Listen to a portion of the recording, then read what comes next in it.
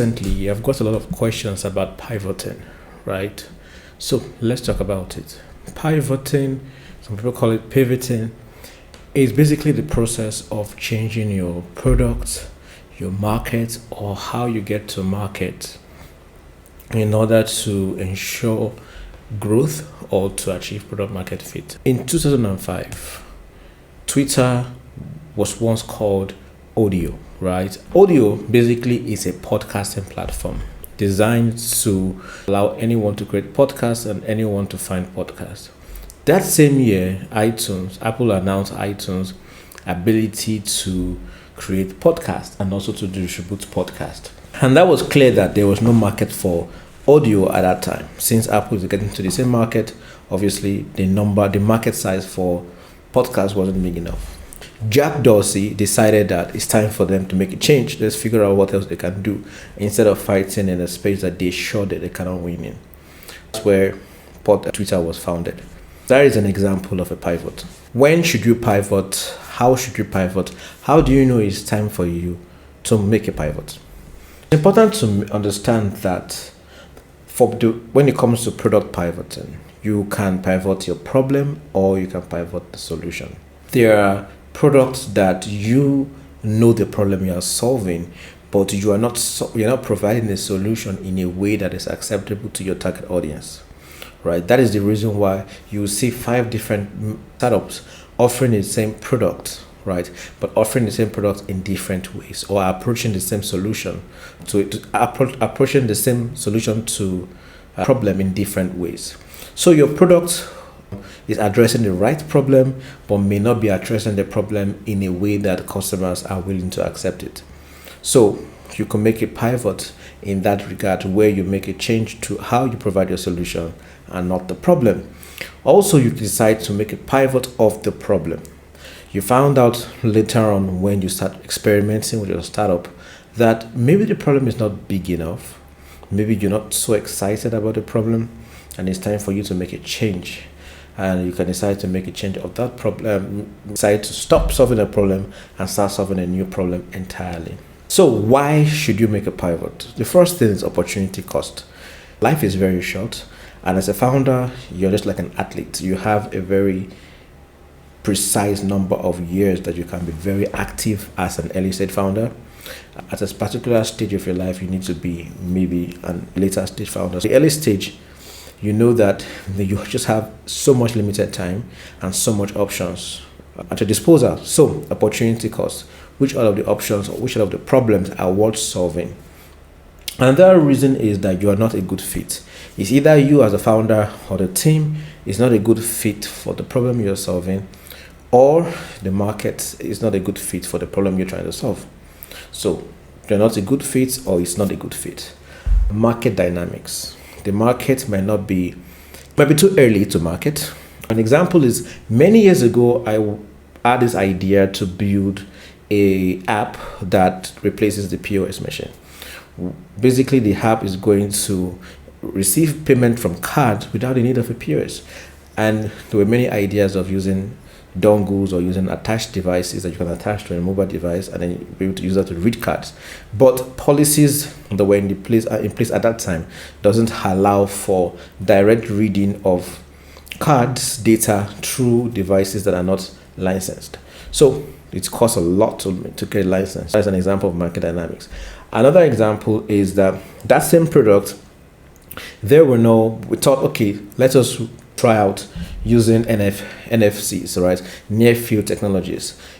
And at the time, cards did not have NFC technology, right? So nowadays you have cards that have this Wi-Fi kind of symbol on them. In the old days, they didn't have that. So you constantly need to swipe a card through an hardware before you can charge that card. The product was smart. The problem was clear, right? It cost a lot of money. I think at the time it was costing 50 to 100,000 naira for a business to get a POS terminal.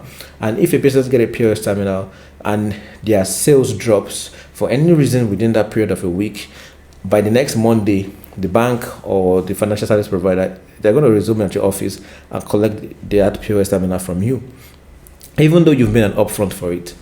So the problem we're solving at the time was everyone should be able to have a handheld POS device so that they can collect payment conveniently. The problem is simple. The problem was there. There's a market for the problem, but the market dynamics, the situation at that time wasn't right for the product. That means that we were too early to market, wasted a lot of time coding and do all those things. So that's an example. Maybe your product right now is too early. You're trying to build something that there is no infrastructure to support it. There is no technology to support it. So it's just like waiting for the market to catch up with what you're doing. Another reason is product market fit. Now you've been building your startup and you've not achieved product market fit. And you think that if I just keep at it, right? If I just keep at it, I will eventually miraculously achieve product market fit. They are products that no matter how much money you pour into it, it's not going to grow at a pace that makes it valid and make it a valid startup. So you need to make a decision right now. I think I need to make a pivot and maybe target a new market or build a new product. So what are the reasons why you should not pivot, right? Why you should not pivot? Now, this is one of the biggest reasons why you should not pivot is shiny object syndrome. All right, you see that there is a new product in the market, or a startup got funded because they are using a new product, or let's just pivot into that market. Let's just drop everything we are doing and do what they are doing. That is a very bad reason to pivot because there is no data that you have that validates your reason for making that shift. Instead, you are making a decision based on a shiny object. Like this is the new thing, this is the new thing, and then you keep going from place to place. You will never be able to achieve anything significant. All right. Why is it hard for some founders to make a pivot, to make a change? One of these is loss aversion, right? You've invested so much time, you've invested so much effort into your product or into your service, and then you start to feel that I shouldn't change it. Let me wait and see if this thing happens. Let me wait and see if eventually I can make something out of this thing, or eventually we achieve product market. Eventually we get somewhere.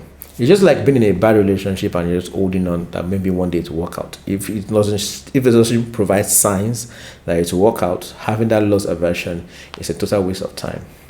False traction. There are ideas of traction that 100 customers are paying. Maybe it will work, right?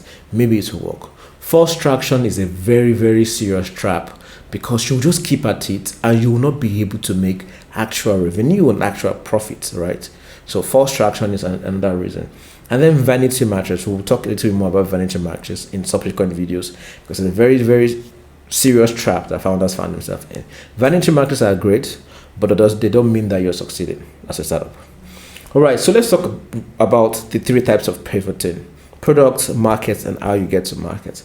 For products, I talked earlier on that you can change the product, the problem, or you can change the solution. For market, you can decide to pivot your market segment, or you can decide to pivot your market type, your pricing, or how you price. Let's talk about your market segment, right? And this could be B2B. If you're in the B2B space, you can decide to pivot into a B2C space. Or if you are in a B2C space, you can pivot into a B2B space.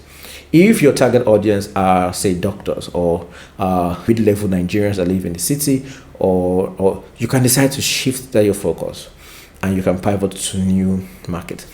Now, there are some times that you need to pivot your market segment in order for you to get initial growth, right? Because there are different stages of customer adoption. So you might need to make changes to your market segment in order to achieve growth, and then you'll be able to subsequently in the future, you can now take on new markets. Customer type. Yes, the same thing I was talking about, which is either a B2B or a B2C or a B2B2C. So you can decide to change customer types. You can focus on enterprise customers or decide to pivot to consumers. Pricing and how you price. Right. So startups, for example, most SaaS startups use the standard subscription-based pricing. So every single month you pay a fixed monthly subscription every single month. You can decide to be creative about your pricing, right? You can decide to offer freemium services, and then you request for payment. You can decide to offer paywalls and all of that. So how do you price and how much you price?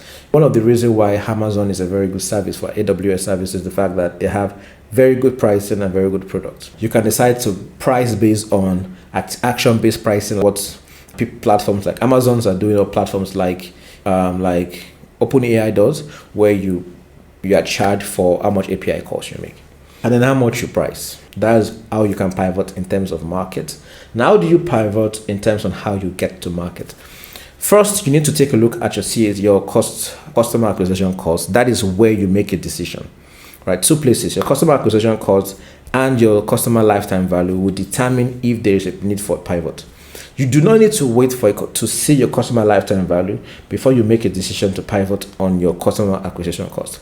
If you are making a monthly revenue of, say, $10,000 and you are spending $12,000 to acquire customers, right? Those are the early signs of problem, right? You should be able to make at least 1x or 2x your cost of acquisition. If I was to spend $1, I'm supposed to get customer value of $2 to $3 on the minimum, right? On the minimum. These numbers are not standard, and I'm using these numbers because it is very easy, right, for you to get a 10x on every dollar. So it's very easy for you to get as much as 50 times more return on every dollar you spend on marketing. It depends on the product you're selling and the market you're selling to.